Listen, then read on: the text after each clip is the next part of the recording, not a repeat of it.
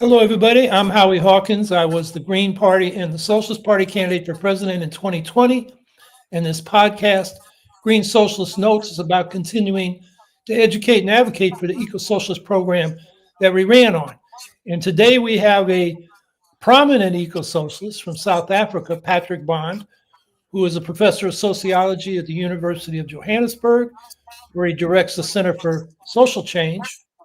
He's a prolific writer, and we're going to have a lot of links in the chat on the political economy of South Africa, global imperialism, and an eco-socialist alternative. And of all those links, I suggest you start with the one that was in Counterpunch, September 8th. I put it in the chat last week for people that wanted to read ahead for this session, but I think that's the most popular one. And then there's some other stuff that get pretty theoretical and a lot of empirical information, and they're longer. So start with that one, but copy the other ones that we're going to post in the chat as we go along, because they're all worth reading. And Patrick is also an activist from his student years in the 1980s and early 90s to his leadership in grassroots South African and global justice movements over the last 3 decades. So Patrick, welcome to Green Socialist Notes. And let me just start with a sort of open-ended question. Many on the left in the US and around the world are putting their faith in multilateral organizations like BRICS, hoping it will replace the unipolar US-led Western imperialism with a more equitable multipolar world. And you've been critical of BRICS and the multipolar left and call for an antipolar vision. So why don't you start by explaining, what BRICS is and, how this global imperialist system works, and, why that in particular is not an alternative to global imperialism, but a contesting force within it. Well, it's really great to be with you, Howie, and with all your comrades, to see the green and the left mix so well. I've noticed that in your presidential campaign, but I've known about you for such a long time, and the whole scene up in the Northeast, I'm sure, is all the richer because of the traditions that you're developing there, and the clarity and the principled nature of what we needed to be doing now and working on allows me just to be right at home and very comfortable with you and your team there. So all of the people that are wanting to kind of engage further after we get into the very, let's say, raw material here, which is somewhat controversial, I would really welcome that. And I think the rawness is because you really have an anti-imperial hope in a great deal of the left. In South Africa, the majority factions of our left are ruling party has a left force within it, the African National Congress, our biggest trade union confederation, Congress of South African Trade Unions, 3 other parties, Economic Freedom Fighters, MK, the Mkhonto weSizwe, the former army of the ANC, the MK party led by the former president, Jacob Zuma, Economic Freedom Fighters, and the biggest union, the Metal Workers Union. So they're all in this sort of spirit that the BRICS are going to move forward against Western imperialism. And the sort of very, very blunt rebuttal I would have is that they're mistaking what is often described as a multipolar agenda against a unipolar Western approach, and hence an anti-imperial potential. They're mistaking that for what's in reality a subimperial location in all sorts of ways that I hope we can get into, because some of them, like the climate catastrophe, are incredibly important as we have a BRICS host of the COP30, the Conference of the Polluters, the United Nations Framework Convention on Climate Change, Conference of the Parties number 30, occurs in Brazil. And Lula da Silva, certainly one of the better presidents in the world, nevertheless is going full speed ahead with Petrobras, with oil drilling, even here in South Africa, offshore on our Atlantic coastline, and at the confluence of the Atlantic Ocean, the Amazon River, just to give you one hint of the hypocrisy. Another, because last night we launched Haider Eid's wonderful new book, Banging on the Walls of the Tank, a Palestinian he was in Gaza and was able to get out because he has a South African passport about a year and a half ago. And it was reminded that while Cyril Ramaphosa, our president, could go to the International Court of Justice and put Israel on the stand as a genocidal state, on the one hand, in 2024, January, you'll recall, getting a fairly favorable initial judgment, and then in the middle of the year getting a good judgment from that court saying we should actually be doing boycott, divestment, sanctions. On the one hand, you have that really strong pro-Hague position, plus what's called the Hague Group co-leadership with Colombia. But on the other, Ramaphosa's own brother-in-law, along with his former corporate allies at Glencore, where he was the sort of main Black empowerment ally of this really ghastly Swiss-based, London-based, Johannesburg-based firm. And they're the main coal supplier now to Israel, having taken over after Colombia finally in July put on the sanctions. So the profound hypocrisy of the talk left, walk right that we see with Brazil hosting the climate summit, with South Africa on Israel, we would want to maybe be very, very raw at the beginning and say what sometimes looks like anti-imperialism is in fact sub-imperialism. And we can go into why that term makes sense. It comes from Brazil. But in a sense, this is, the big division, I think, at the global left. And you see it on, the Ukraine front. You see it to some extent in other alliances around the world that are being proposed, particularly for BRICS expansion.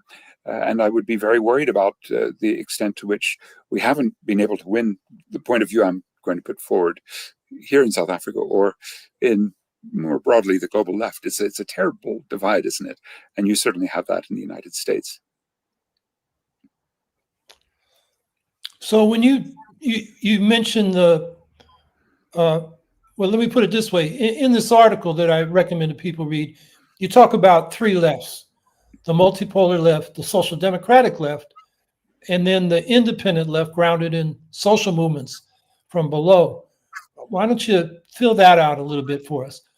Yes, I think our attempt to identify a series of alliances that cut across the three terrains that, for example, I trained as a Marxist political economist would look at. I'd look at geopolitics, the interplay between states, look at the capital accumulation process, right? How capital, big businesses make money and what they do with the money. And thirdly, the characteristics of social struggles, especially class struggles. And in those, you often find an anti-imperial sounding left promoting multipolarism, really believing in the BRICS as the vanguard, hoping that the dollar will be displaced by this bloc and that we'll be able to see multilateral institutions more fairly configured. The World Bank, the World Trade Organization, the International Monetary Fund, the UNFCCC, the climate group, the United Nations Security Councils. Those are the main ones. And so that, let me call it a multipolar left. Others might use more derogatory terms like tankies. If you're in Britain, that is the tanks rolling in to Czechoslovakia or Hungary, being supported by the British Communist Party, or campus, because of the sense that they're just camps out there and you have to choose which camp you're in, either the West or the non-West. And then that, let's say, network, and we'll find them on YouTube with the geopolitical shows. You see probably the most sophisticated rendition of this, which is the Tricontinental Institute in Delhi, but also in Johannesburg and in Sao Paulo. And very, very talented writer, Vijay Prashad, very charismatic man as well, who would make the argument again that there's sort of a big contestation all in against Western imperialism. And then a social democratic network. And I think we could add to that general term some specifics and maybe a few countries that are being led by social democrats. But I think we'd all know Jeremy Corbyn, who's visiting us in South Africa this week. We know Mélenchon from France, who at one point with his coalition got up to nearly a third of the vote in the last national election.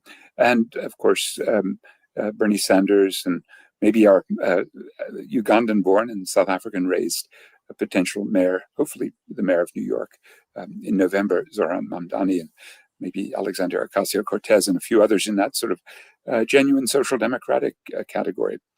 With countries like Colombia, perhaps at some point Mexico, we could characterize moving into the social democratic sphere, with maybe some other potentials around the world with big movements, with labor and social movements coming together. The third, though, I think is the more durable. It's the critique of global and local injustices that bring people together. So if I mention two or three of these, I mean, certainly the climate justice movement since maybe early 2000s, and with its boost from Fridays for Future, especially Greta Thunberg's sort of faction there that moved the Palestine agenda, and the Palestine solidarity being a second. A third being, I think, what you're going to be doing more and more, no kings, or whatever you end up calling your anti-Trump. And I'm hoping here in Johannesburg, where we're supposed to host Donald Trump in just a couple of months from now. He's not going to come, but some low level, maybe even J.D. Vance will come.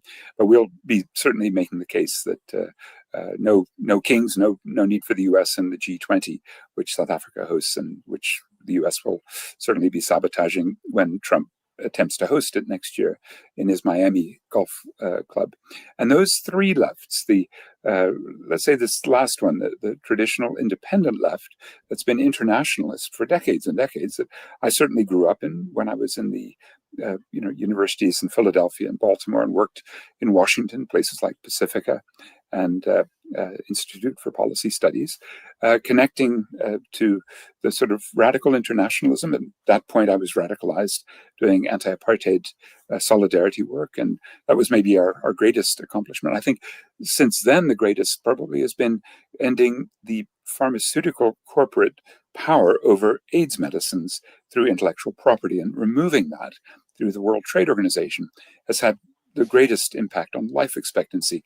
Here, for example, going from 52 to 65 between 2004, when the AIDS medicines were made generically and rolled out through the public health service, to just before COVID, that huge increase in life expectancy, Howie, would be again an accomplishment of a global independent left that could hone in on a target of world capital and actually defeat it by in that 2001 Doha meeting of the World Trade Organization, just after you were over in Seattle scaring them in December 1999, and they had to sort of make a major concession to regain credibility.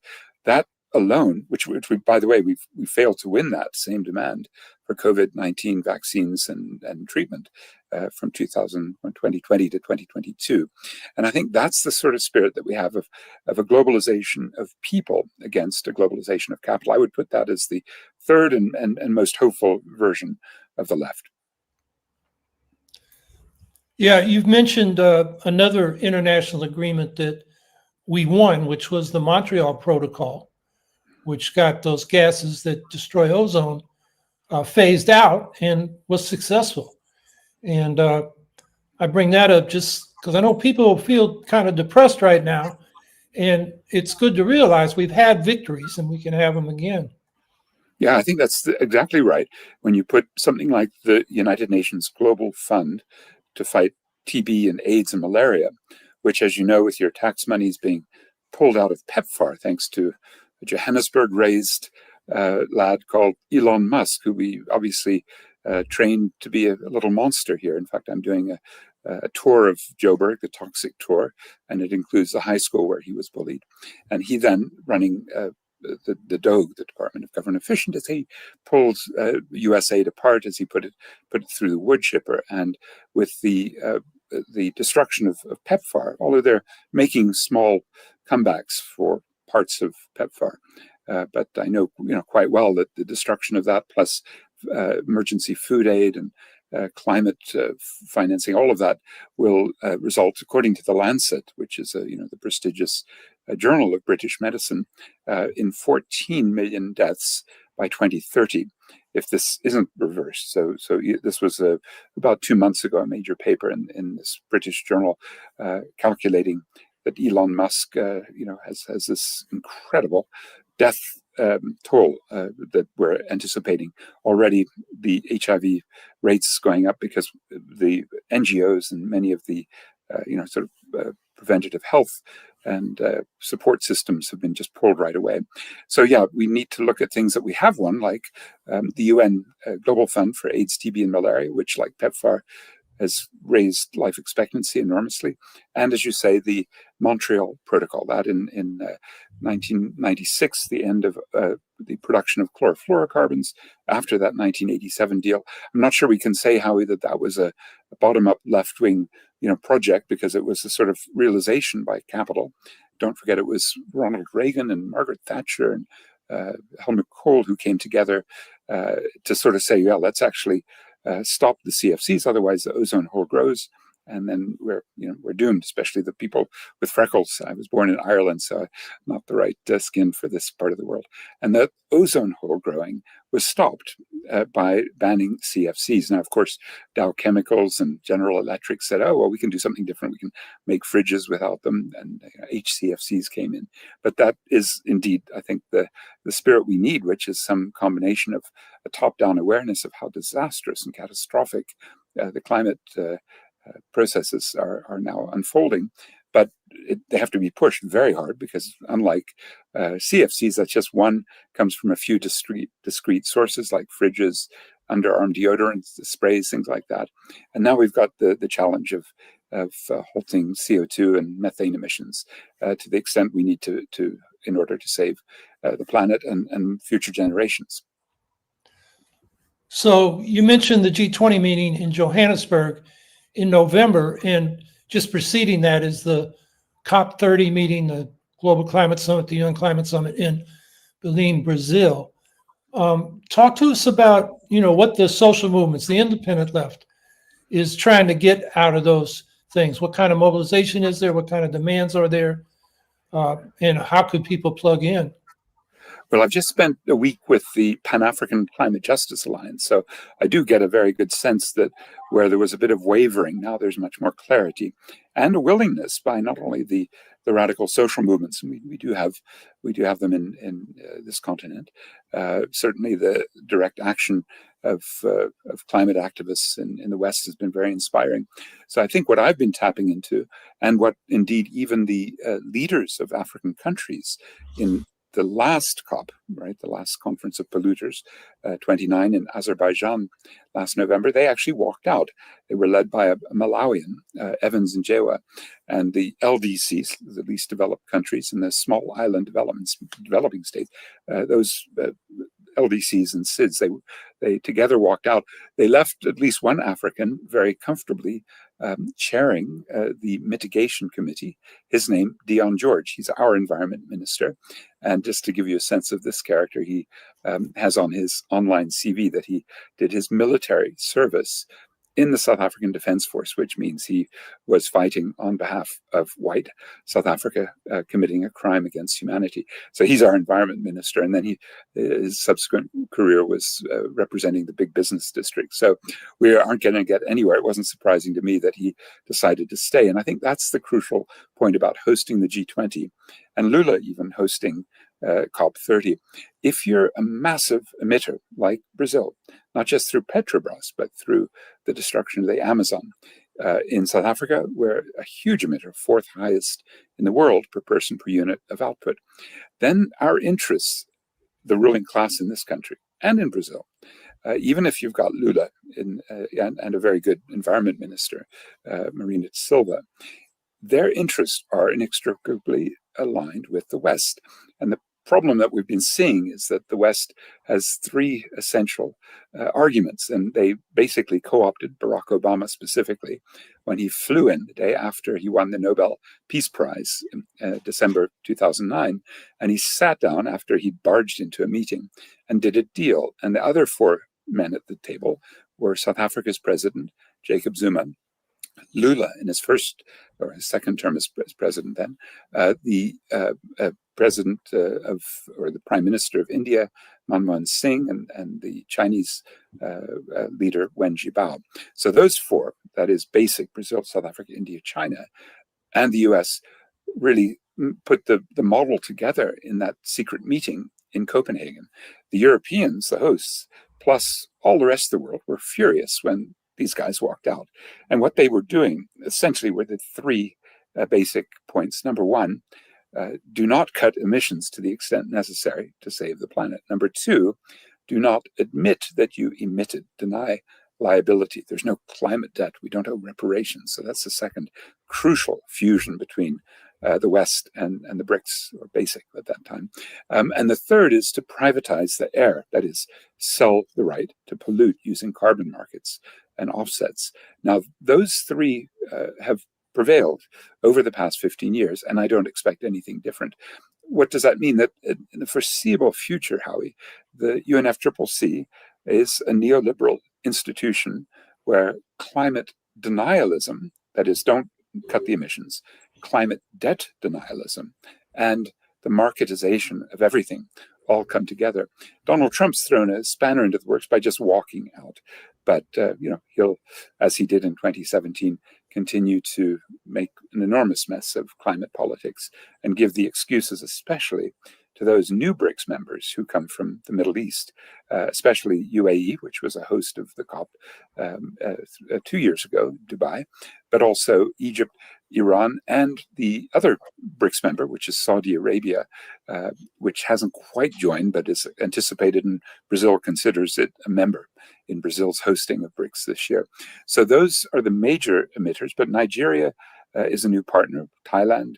Indonesia is a new member, so they're one of the largest emitters through their coal fired power stations and through their coal exports. Now, if you put all of this together, Howie, it just looks like, okay, they're doing about 33% of world GDP, depending on what year and what counting system you have for GDP, these BRICS, but it's over 52% of world emissions.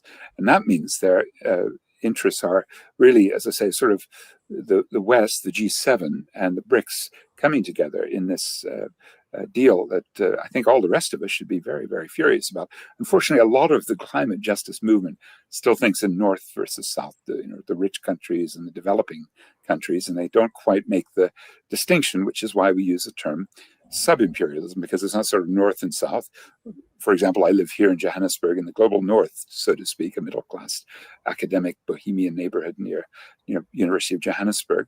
And in the most unequal city in the world, this one, the global North, global South divide is nonsense. We really have to sort of think about a sub-imperial layer for the petty bourgeoisie, those like me, whose interests align mostly with the West. Now, there are some antagonisms, some contradictions, but if you've ever heard of a great dependency theorist, if you allow my academic lecturing to continue another half a minute, his name is Howie Marini from Brazil. So Howie Marini developed this idea after the Brazilian coup in 1964, supported by the US, and he could see the role of a key nation in the expansion of imperialism, that being Brazil, and extrapolating that using the world systems, again, to be an academic here.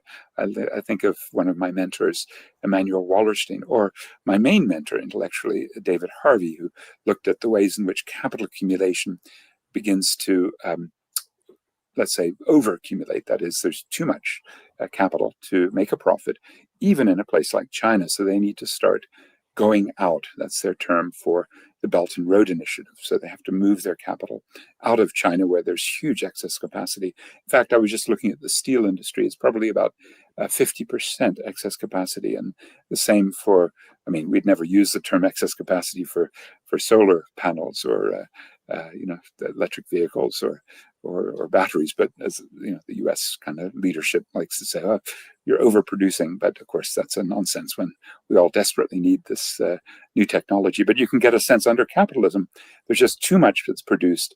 The workers aren't paid enough, and therefore there's overproduction. Karl Marx found that to be the primary contradiction of capitalism in his, especially volume 3 of Das Kapital. So David Harvey's online courses will give you a good sense of that.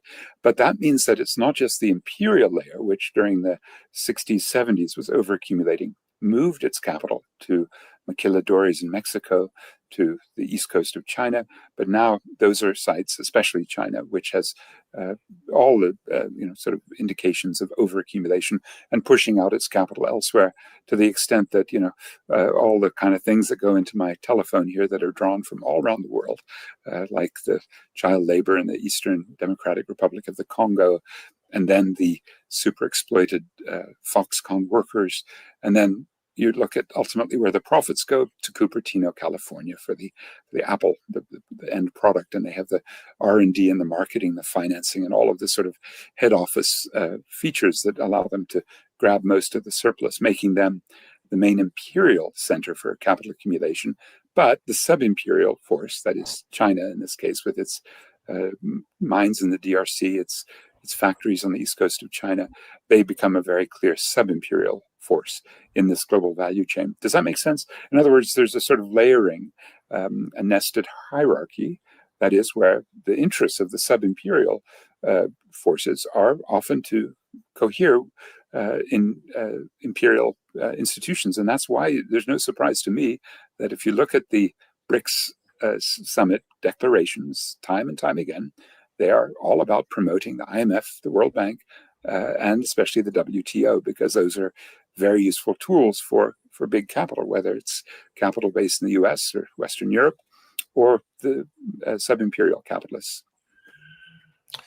Yeah, that's one of the things that I've got from reading you, is the extent to which these BRICS, which the multipolar left poses as an alternative, are promoting, participating in a neoliberal, world economy, and really just trying to bump themselves up in the hierarchy, not challenge it. And you mentioned Trump had kind of pulled out of the, UN framework, the climate summits, but he hasn't been absent. He's on the playing field. He just had this summit with Putin, which was more about doing business around fossil fuels than about the Ukrainians and the war there. And on the day of that summit, Putin issued a decree reopening Russia to Exxon. And then we found out the next week, according to the Wall Street Journal, that Exxon started negotiating with Russia as soon as Trump was inaugurated. And so what they are talking about, and then the so-called minerals deal is more about, gas in Ukraine and the Black Sea, and the U.S. getting a piece of the action on the oil and gas pipelines that traverse Ukraine from Russia to Europe. It's all about fossil fuels, and it's a climate bomb, given all the gas and oil in Russia, including in the Arctic Ocean, where Russia has right now 2 reactors, nuclear reactors, floating on barges to power that extraction, and they have 15 more planned. I mean, it's a colossal environmental disaster. And, I've been working with the Ukrainians. There's a climate action campaign there called Razum We Stand. And, they've been trying to get the sanctions strengthened on Russia and get Ukraine to rebuild on a renewable basis as part of a world transformation of that. I guess, BRICS, Russia is part of the BRICS. And, how do you see it fitting into this, sub-imperial category within global imperialism? And the irony, given the rhetoric about the West versus Russia, that they're cooperating now on fossil capital and also within these multilateral institutions. Yes, you found the synthesis of a Trumpian paleoconservative. They use that term, or the sort of protectionist, xenophobic, isolationist, nativist, and climate denialist, and Islamophobic, and transphobic. That far right.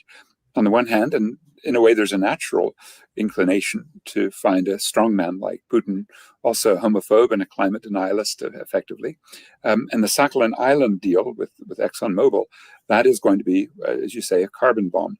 And it puts Russia very much as a sub-imperial ally, and no surprise that they're doing these sorts of deals. There is, however, a very important rogue function that the Ukraine invasion in February 2022 has unveiled. And that has made 3 splits, I think, of interest. First, that obviously Russia went rogue.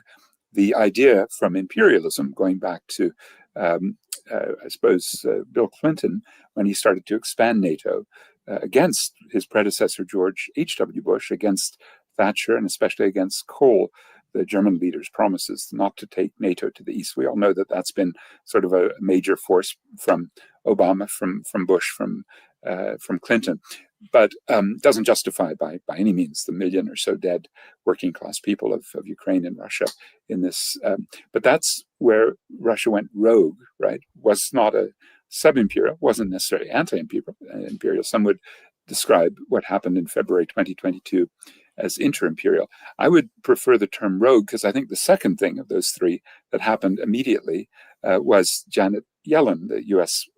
Secretary of the Treasury. She went rogue, and the reason was she snatched 350 billion up to maybe others estimate 600 billion when you put all of the different oligarch funds together. Whatever the figure is, she did something with the financial markets that isn't supposed to happen.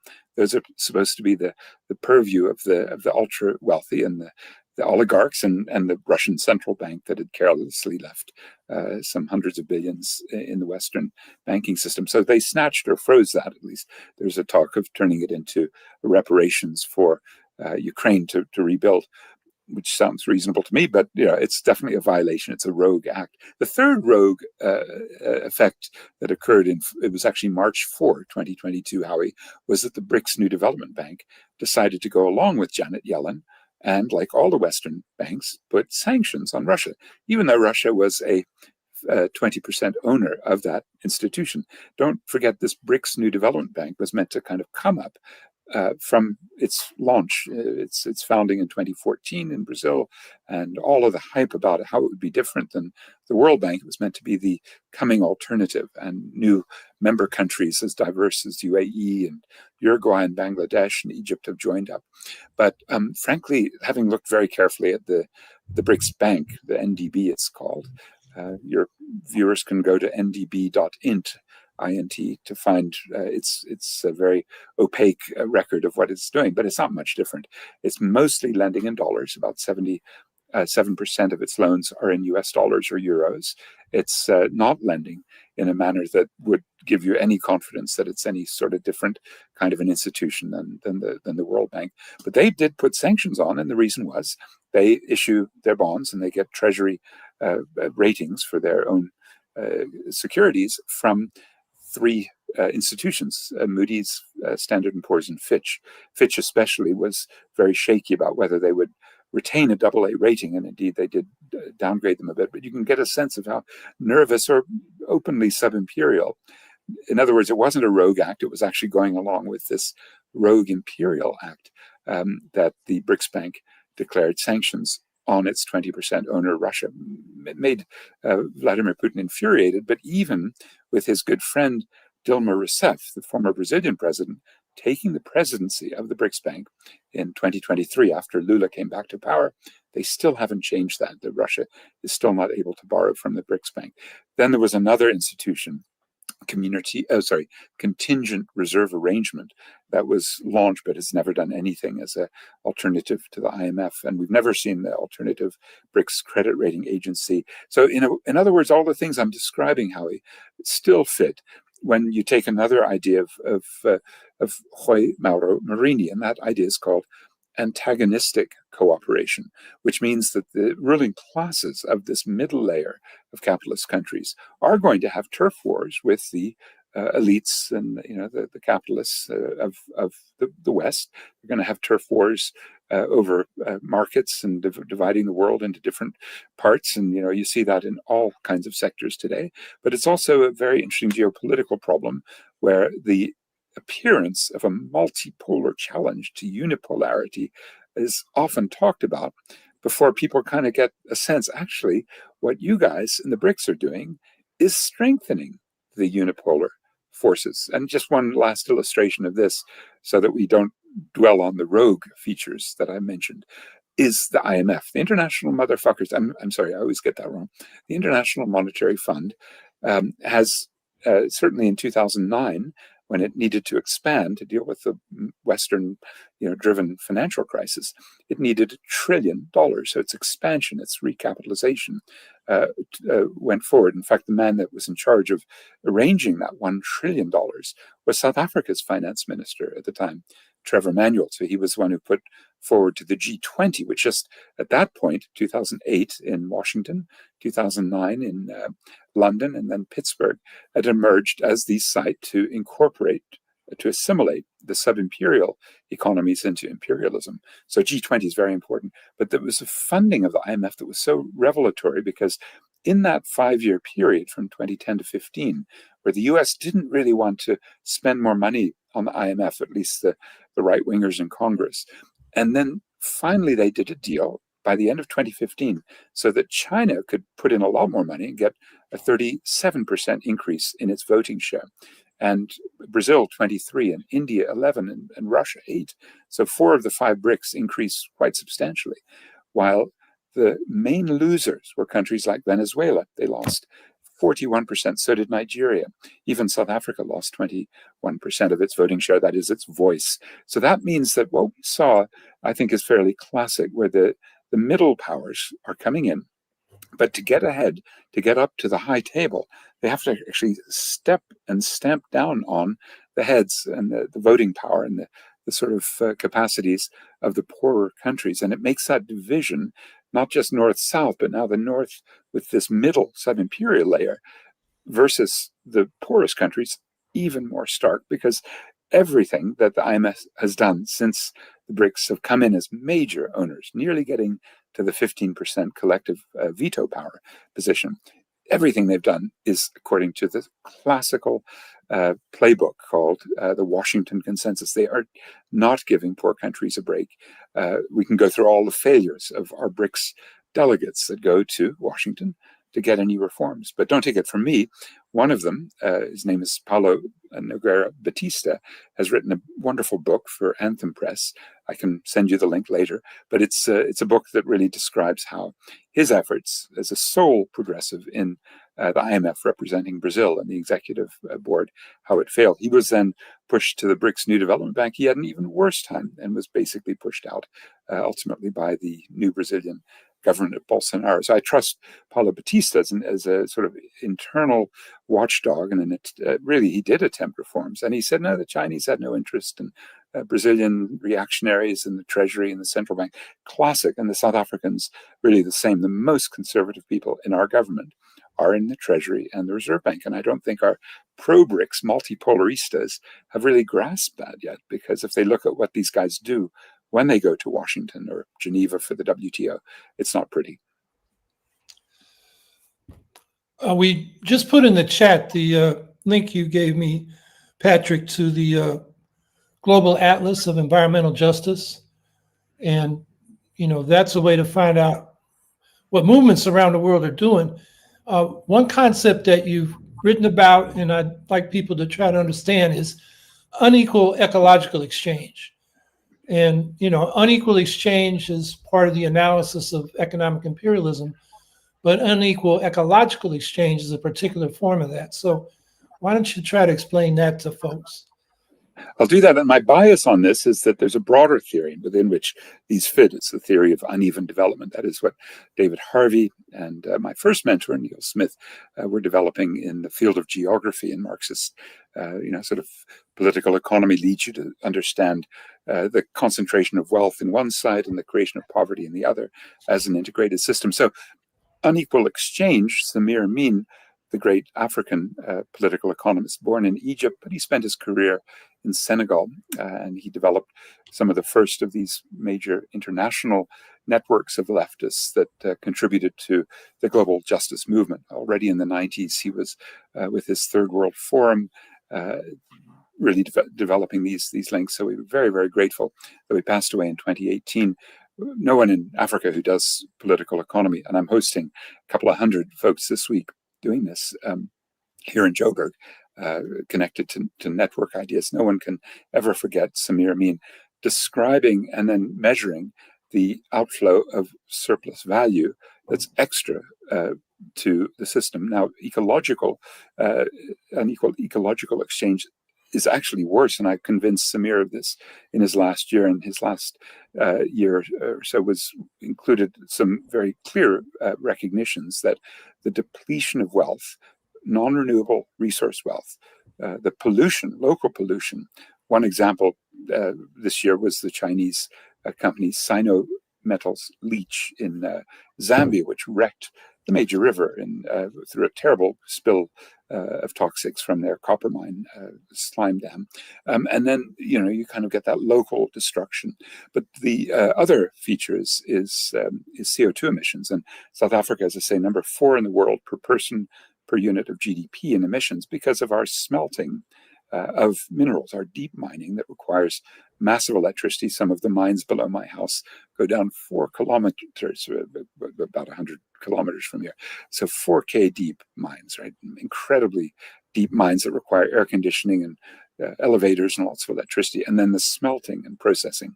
Now, what that does in those 3 ways, the depletion of gold. We had half the world's historic supply beneath me, and now it's gone, and our water systems are breaking down this week and not enough money to repair them.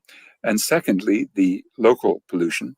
One tragic reflection, how you may appreciate, is that we had the hominids going back 3 million years, the ancient ancestors, and they are under extraordinary pressure from rising acid mine drainage in their limestone entombments. And so our ability to dig deeper and find more about our ancestors, the hominids, now threatened by the cyanide and the mercury that's rising up in the water system in Johannesburg. And then thirdly is that terrible emissions that come from the smelting. So depletion of wealth, local pollution, and the greenhouse gas emissions. I mean, of course, we'd add things like the non-paid labor of women in migrant labor, which is far worse than the typical household social reproduction of unpaid women's labor for all sorts of important reasons. But just to reflect on ecological, it is phenomenal how much Africa loses, Howie, in contrast, say, to your neighbors in Canada, which also are looting their soil, looting their environment. But the shareholders of Canadian companies are the recipients, or Norway. Again, a terrific damage that they do through their oil industry. But the state gets the proceeds through Equinor, the state-owned oil company, and then redistributes. What we see here is multinational corporates. They used to be headquartered here, Anglo-American Corporation, De Beers, and they would then reinvest in white South Africa. And so we had a very nice infrastructure for quite a while. What they've done now is to move to London. And that's really typical of African mining. There was a company, for example, in Ghana, Ashanti Gold, and it became Anglo Gold, Ashanti, and now it's based in London. And these are the sorts of outflows of the profit sources that make unequal ecological exchange so devastating, to the extent that if you take the wealth, not just income, because GDP doesn't do what I just said, it doesn't do depletion of the natural resource, it doesn't do local pollution, and it doesn't do greenhouse gas emissions. It just ignores them. They don't exist. So if you don't take income, which is just the credit from extraction, but then you take the full cost accounting, and you could add all of the other damage being done by mining, by fossil fuels, you really do get a sense that Africa is systematically underdeveloping because we're so reliant upon the extraction of non-renewable resources. And once those are gone, they're gone forever. So we make the case, Howie, that there's an ecological debt, and you've put the ejatlas.org website, and that comes from our comrades in Barcelona, Spain, at the Autonomous University, led by Joan Martinez Alia, a real guru of our ecological economic discipline. And Joan and the team there, which I was a member of working the sort of Africa mapping, they found more than 4,200 struggles, and their agenda is to link all of these micro struggles. So in the continent of Africa, but I mean, we could easily say, I work closely with Acción Ecológica, a feminist group in Quito, Ecuador, which has very similar projects of anti-extractivism. And we're trying to figure out, well, how do we count this ecological debt and bring it to bear? We got a big boost from, The Hague. The courts there are, somewhat mixed. They've given us some good signals on support for Palestine against the genocidaires in Tel Aviv. But what they did on July 25th is really interesting. Probably you saw that, and maybe you're going to think, well, the US is going to have to come to grips with this at some point, being ICJ founder members. And the ICJ said that there is a case for reparations for the climate catastrophe. This is something, Howie, that's terribly important because remember Barack Obama and those four others from the basic, Wen Jiabao, Manmohan Singh, Jacob Zuma, and Lula, and they agreed basically not to go forward with a full-fledged environmental project. They said, no, let's just limit this. And had they, then we would have begun to say there's a CBDR, a responsibility for common but differentiated liabilities. So the liability for pollution in the West, what we would call polluter pays. It's in, I guess it used to be in your EPA.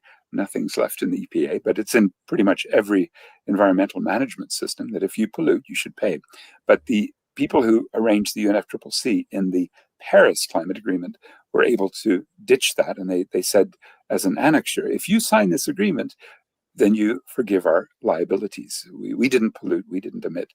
And so that's the crucial one that the kids in, I think it's Vanuatu, was the sort of 27 kids who came up and said, our island is sinking. We're existential threat to our society. And so the International Court of Justice, against the BRICS, frankly, said, and against the West, there were a few sort of middle-of-the-road countries within the G7 that offered a few bits of rhetoric. But basically, this is one of the areas, Howie, where I hope, can build a unified project with the EJ Atlas as one of our tools to identify where ecological debt, where the reparations for this unequal ecological exchange should be recognized and should be paid. Well, you mentioned Seattle in 1999, the battle in Seattle. I was there. I was a Teamster marching with the Turtles, and it was an incredible demonstration. Yeah. And the movement kind of had the wind taken out of its sails by September 11th. And, some people in the movement got scared. There was repression. The mood in the country changed, and the global justice movement, at least in the United States, lost its momentum. But we have a meeting coming up December 2026, next year, at Donald Trump's Doral Resort in Miami, the G20 meeting. And I'd love to have a battle in Seattle and Miami. I know you have wanted to hook up with American activists to make something happen. Why don't you talk about that? Oh, quite right. I mean, the first prize would be not to have the G20 in Miami, to not have a G20, to have a G19. Let's say that the first prize would be Claudia Sheinbaum hosting it in, San Cristobal de las Casas in Chiapas, Mexico. Something like that would be the right G19 to occur in 2026. That requires voting Trump off the island. Now, has that been done? It was done against Putin when there was a G8. And after the invasion of Crimea in Ukraine in 2014, there's now a G7 because just uniformly everyone said, yeah, you've gone too far, Putin. We have to punish you. There's no G8. You're not civilized enough now to be with us, imperialists. So now we could say that the imperialists and sub-imperialists, with three exceptions, would probably vote Trump off the island if it was a clean, free, fair election. The three exceptions being Javier Milei, the Argentine far-right lunatic, and Mohammed bin Salman, the Mr. Bonesaw of Saudi Arabia, and maybe Giorgia Meloni, the Mussolini fanatic from Italy. So maybe those three. Meloni, I don't even know. But had a secret ballot in the G20 to vote Trump off the island, I don't think there's any question. There would be no Donald Trump coming to Johannesburg. Well, of course, he's not coming, but there would be no U.S. And we'd be able to move on with some hope for the global elites doing something the way they did in 1987 with that ozone hole by banning CFCs. Now, since that's a fantasy, it's a lovely fantasy to have some sort of vote to say, because of what he's done to the climate, to the World Health Organization, to to Gazans, right, to Iranians, the whole gamut of ways we could sort of say Donald Trump no longer can be understood as a constructive force in any way for multilateral reform. He's just a destroyer. So we don't need a G20. We can't have a G20 with the reforms that are needed if Trump is in the House. Now, that fantasy that there would be a vote isn't impossible in the next 2 months before, because who knows what he'll do next. Every day there's some new horror coming from the White House. But let's assume that our guys are obsequious subimperialists, which they are. Cyril Ramaphosa, you probably saw coming to the Oval Office in May and kowtowing to Trump when Trump showed what were clearly fictional stories of mass white graveyards and things. He showed things that were just demonstrably untrue. Ramaphosa knew that. But unfortunately, Ramaphosa brought with him a golfer, Ernie Els, a tall white golfer, right, Afrikaner, who basically said, "Thank you, Donald Trump. You and the US have helped us in South Africa when we were fighting that war." I was beginning, which war was that? The war in Angola, meaning during apartheid in the mid-70s through the late 80s until the Cubans helped to defeat the white South Africans in southern Angola. But until that time, Ernie Els, who was in the army at the time, was delighted that Ronald Reagan's government, especially that he lived under, was helping the white South Africans. That's the sort of mentality that was so, I think, observant. He brought the richest residents of South Africa, Johan Rupert, Afrikaner. He brought another golfer. He brought some of his own ministers who were utterly obsequious to Trump. That's the biggest problem we've got. And you see it all over the world, don't you, Howie? It's just the divide and conquer of Trump and the bullying to, especially we've seen that with the tariffs since April 2nd, even in February, there were some tariffs on steel and aluminum and cars that really devastated South Africa's industry. I think we lost 87% of output or exports to the US, it was, in the second quarter of this year compared to 2024. In other words, devastating bullying that affect not just the multinational corporates, German, Japanese, and even one US company, Ford, which has there are a lot of plants here, and they're putting out a huge amount of exports through the Africa Growth and Opportunity Act, but also the workers. And so we're in a very interesting debate about that. And it goes into the question, well, how do we respond? And is there a way to boost local demand to buy products that were being exported? Is there a way to sell to the African continent? Is there a way that the BRICS, and really the difficulties are becoming apparent with huge closures underway right now of most of our steel industry just collapsing, other major industries being attacked not only by the US tariffs, but by Chinese dumping. That is, since they can't sell to the US because they've got 30% tariff, well, they'll push their products here. And so we've got new tariff protections, something that, by the way, the multipolar advocates never recognize, which is that within BRICS, the Chinese, in over-accumulating capital and dumping it, they're now getting resistance from the various tariff agencies like our International Trade Administration Commission, which just put new tariffs on washing machines from China, on steel, on tires, and all sorts of things are being tariffed by South Africa in desperate defense of manufacturing. Now, what does that mean for you guys in the US? Whoever inherits the job of doing what we would call a people's G20, that's going to be a major protest event here.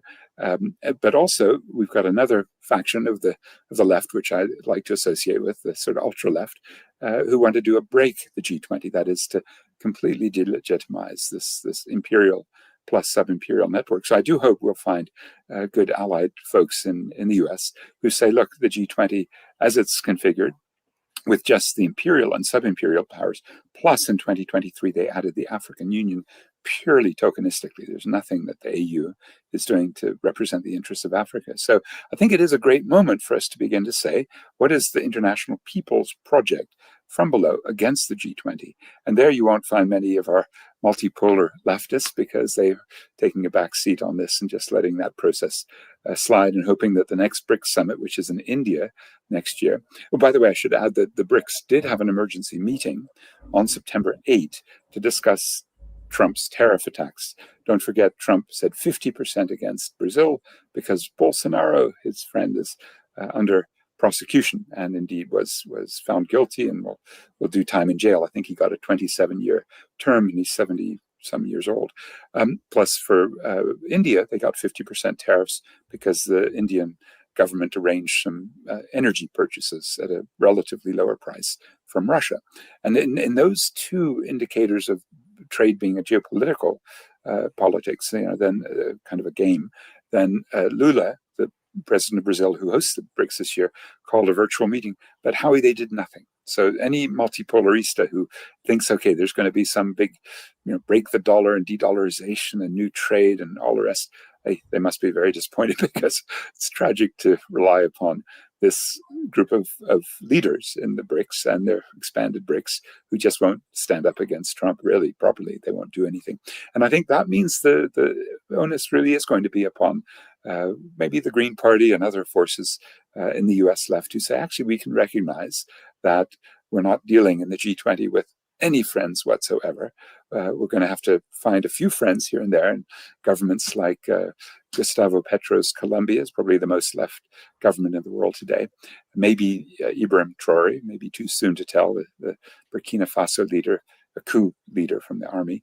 There may be some governments, but frankly, we have to do this ourselves. And that means more and more people's connections, like we've done with the Palestine Solidarity Network, the most inspiring, sort of circuit I've been in recently, and climate justice, which goes through its ups and downs, and maybe our, movement that we just saw unfolding in Britain last week with the visit of Trump, that is no kings, and an attempt to really say to U.S. imperialism, maybe it's time for a BDS, a boycott, divestment, sanctions against the U.S. and delegitimization, at least during this period for the next 3.5 years when Trump or Vance are in power.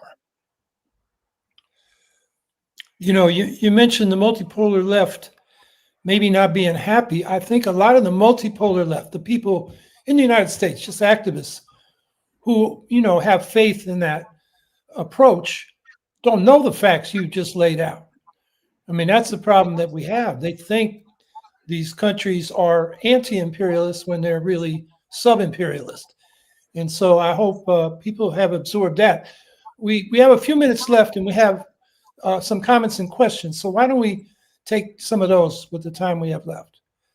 Scout Trooper 164 asks, what exactly can we do when we have billionaires all over the place? Unless you remove the money out of the program, you can't get any progress, whether it's in the US or South Africa. Well, Scout Trooper, you all showed us exactly what you must do with Elon Musk, our South African homeboy. Look, we always apologize, don't we, here in Johannesburg, that we helped to train this monster. But, we also did give you Trevor Noah and the great young singer Tyler and Charlize Theron for Howie's and my age.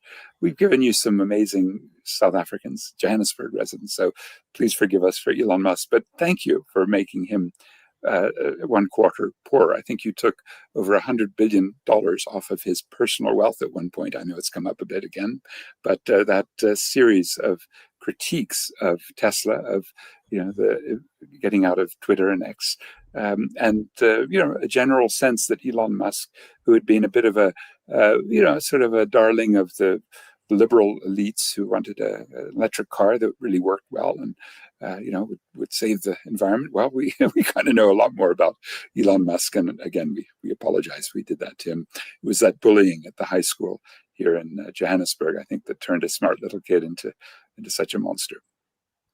So there's the Elon Musk model. What do you do with billionaires? Well, you make them a lot poorer by punishing them for their politics. And taxing them, a wealth tax. It's a big controversy in France right now with an economist who has advised people like Bernie Sanders and actually me on, how we could have a wealth tax in this country. That's Thomas Piketty. This was the guy who's at Berkeley and in a place in France, back and forth. Piketty is an associate, and blanking on his name right now. It's on the tip of my tongue, but anyway, Yeah, Yeah, wealth Suez, I tax. believe, something like that. Yeah, no, that's great if you've got control of the state, and to get control of the state, obviously, the big barrier is the purchase of elections, and your terrible incident called Citizens United versus FEC, which was the Supreme Court decision to allow big corporates and the richest people in the world just to do unlimited giving. That's obviously something that I think whether it's APAC or Elon Musk really could swing somebody like Trump from losing a little to winning the election. So yeah, I think taxing certainly our corporate taxes are the real problem because of the race to the bottom. So we had a 51% corporate tax rate when I moved to Johannesburg in 1990. I'd lived in Zimbabwe a little bit before that, and in the US, Reagan had taken the rate. I think, Howie, correct me if I'm wrong, but your top rate after World War II was 91%, and it was around 70% when Reagan took over, and he took it down to something like 29, and Clinton put it back to 32, if I'm not mistaken, something along those lines. And those tax rates for South Africa have also trended from 51 down to today's 27. And the idea is always that if you give the corporates that added incentive, then they'll invest in fixed capital, that is machinery and plant and equipment, new technology. But what we've been seeing is that they buy back their shares and they financialize in other ways. In other words, what a treasury in a company would have done is say, oh yeah, reinvest in some new equipment. Well, now that you've got this general capitalist crisis of overaccumulation, well, their incentive then is not to reinvest in productive equipment, but to go into some financial gimmickry. And hence you've got the stock markets of the world at these ridiculously high levels over the past couple of decades. So I'm completely with you in raising taxes, Howie. I think we just need that political power to get to the site where it can be done. And then the other problem, you need exchange controls. A man called John Maynard Keynes, great economist of the sort of center left of the 1930s and 40s, was very much about imposing exchange controls. That way you could control your interest rate.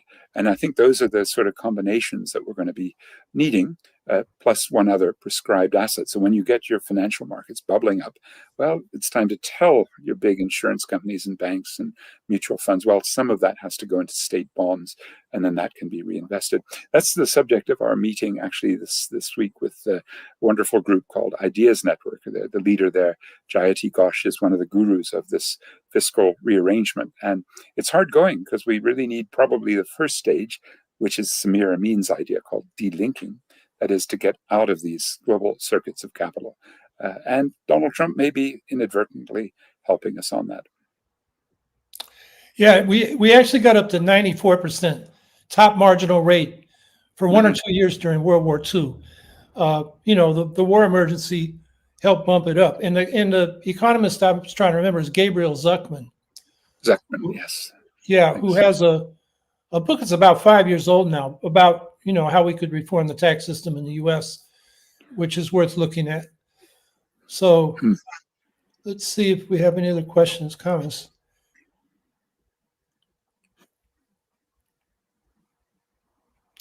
Andrew Hager, quick question for Patrick and Howie. Do you know if South Africa is working on any green projects for their heritage railways? Andrew is a rail buff. Well, Andrew, you got to give us a call and we can talk about these old lines have been taken down. And unfortunately, heritage meant that the migrant labor system required a Transnet, that was the current name of the state company, transport network, Transnet, to put little feeder lines all over to the black neighborhoods where they could draw super exploited black workers. So those gave way to minibus public transport, were much more flexible. And then we've seen the big freight lines fall apart, partly because there are thieves who steal cables. Now, at some point, we kind of say, well, thank you, because mostly what that export of raw materials, especially coal, because South Africa is the 5th largest coal exporter, and the coal lines have broken down, so they're only exporting 47 million tons a year, not the peak 70 million. So our rail system's a terrible mess. They're privatizing left and right, but I don't think they'll fix it.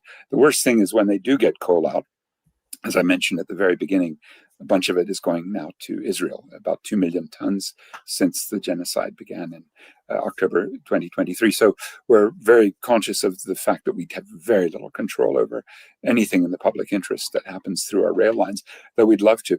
Our commuter rail is down and out, a lot of vandalism and destruction. And I hope at some point what we'll find is that the need to do carbon, sort of counting of especially the vehicles that we're using, our personal vehicles, will get us to get back to a train. So here in Johannesburg, we do have one luxury train line, a sort of fast train, and I'm hoping maybe there will be some expansion. But right now it's a major money loser.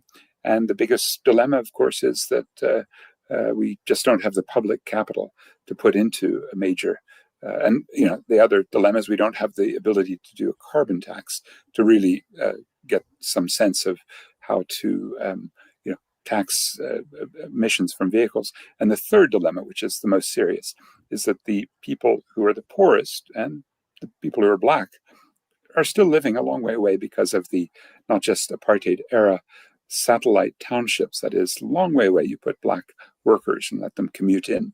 But the new post-apartheid policies are to buy land for housing even further away, so that the public housing that's being built actually relies upon even worse transport and commuting sort of politics. So we've got a big problem, and I think some sort of eco-socialist revolution will definitely have transport at the core.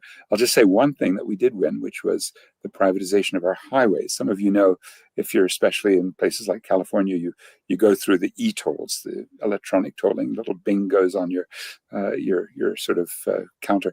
Well, South Africa had enough resistance from below to actually stop the privatization of the roads, but that doesn't help the environment. Anyway, we're all on that struggle, and the first crucial part of our environmental struggle is to move from coal to our wonderful wind and solar and pumped storage. That is, instead of lithium batteries, to actually have the heights of little mountain ranges, but even the deep mines, the exhausted mines, becoming the basis of sort of natural hydro battery, and that combination of wind power on the coast, solar everywhere else, and the pumped storage should get us to 100% renewable if we didn't have the problem of capitalist mining houses, and especially now Black diamonds, including President Ramaphosa, who is a coal mining tycoon, and his brother-in-law. So we're facing quite a lot, so be with us in solidarity as we do climate justice here.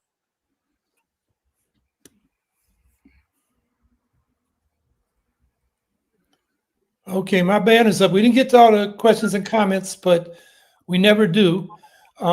Patrick, I really appreciate you coming on. People, go through the chat and copy those links.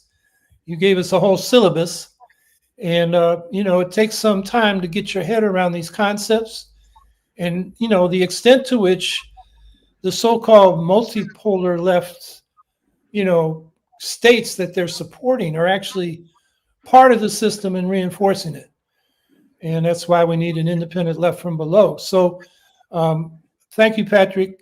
Any last thoughts you want to leave us with? Yeah, one last shout out. I really am grateful you've put a couple of your points here about next Tuesday being the Ukraine in the crosshair. Could I mention a dear friend named Boris Kagarlitsky? He's in jail. 5 years he got for telling a joke about a cat. You can read all about Boris, especially on Counterpunch. I did a foreword for his book last year, which is a kind of survey of where the global left went wrong over the last couple of decades. But Boris is somebody who, with Ukrainian green leftists, I think really deserves our thoughts. And there are a lot of Russian political prisoners. They've all said, by the way, they won't do prisoner exchanges. They won't legitimize what Putin wants to get out of this war. And so what they're really going to do, I think, over the longer haul is just remind us that even under conditions where a campist or a tanky might have said, yeah, go Russia. We know a few of those here in South Africa. Well, actually, there are some absolutely extraordinary Russian Marxists who are saying we're in it for the people of Ukraine and for the people of Russia and for the world. So thanks, Howie, for reminding us of what you're doing to keep solidarity with Ukrainians under attack. Yeah, the Ukrainian left considers themselves to be in the northernmost country of the global south. Um, and they're trying to link with people in the global south on that basis, which the Zelensky government isn't always helpful with because they keep talking about European values. And the left wants, why don't you talk about democratic values and talk to people in the global south on that basis? So that struggle goes on. Next week, I'm just going to do a question and answer session and particularly want to focus on media policy. Since Clinton's Telecommunications Act in 1996, we've had enormous consolidation in communications, TV, radio. Now we got to deal with the internet platforms. And, right now we're under Trump and the regulation now, the mergers are increasing and they're, forcing, liberal critical voices off the air. So I think that's a topic that we need to discuss, and we'll deal with any other questions you have. And then I just want to announce, it was just put in the chat, I am the moderator for a panel that Haymarket and the Ukraine Solidarity, Haymarket Books and the Ukraine Solidarity Network are putting on next Tuesday, 8 o'clock Eastern Time, with Ilya Budrotsky, who we've had on this podcast. He's the anti-war Russian exile. Dennis Bondar, also been on here a couple of times, particularly to talk about the Zaporizhia nuclear power plants. He is a Ukrainian physicist now at Tulane University. And Tanya Vyhovsky, who we talked about a little earlier, the Vermont state senator who is elected as a member of the Progressive Party and is in DSA, to talk about, this Trump-Putin alliance. So the title is Ukraine in the Crosshair of the Superpowers. And we're going to try to make an assessment of what's going on there. So you're all welcome to do that. The link to the tickettailor.com. I haven't even linked myself to that yet, but it's a new platform, but it should work. Anyway, maybe we'll see you Tuesday, if not next Saturday, same time. And everybody, like I keep saying, stay active. And it makes a difference, and you're feeling better about yourself if you're out there working with people rather than just reading the bad news on the internet. So have a good week, everybody. And Howie, two last words to say to everybody, thank you for all you do. And those two words, they mean power to the people. Amandla, away to. I hope you take those into your struggles. Amandla, away to. Away to, yeah. All right.